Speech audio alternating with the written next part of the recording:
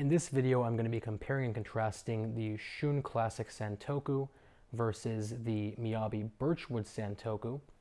And off the bat, the Miyabi is 100% completely handmade, while the Shun is essentially an automated handmade knife, and the differences become apparent when you're actually comparing them.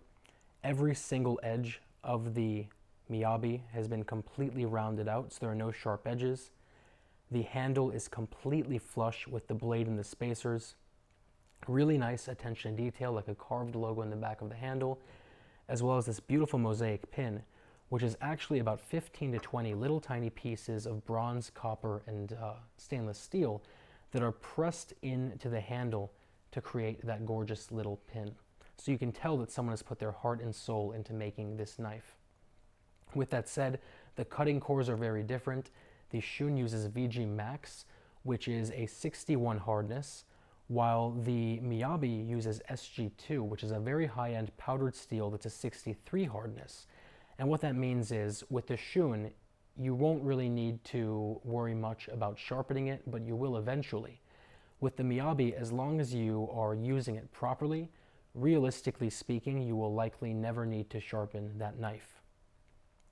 The actual cutting angles are very different as well. The Shun is ground down to a 16-degree cutting angle, very respectable, very well regarded. But the Miyabi is ground down by hand, sharpened by hand over a 3-stage process that brings the edge down to an insanely sharp 9 degrees.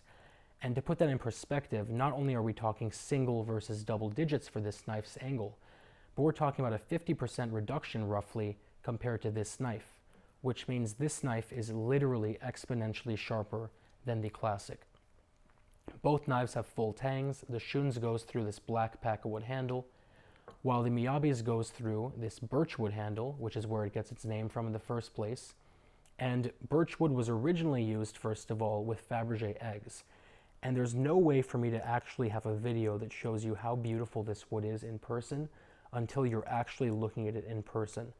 Not only do you have these dark little strands of grain running through it, but different portions of the tan area look translucent. And the end result is that you feel like you're looking at a marble that is made out of wood, is really the only way to describe it.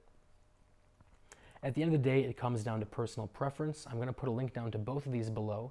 If you have any questions or comments or concerns, as always, let me know. And otherwise, I will talk to you very, very soon.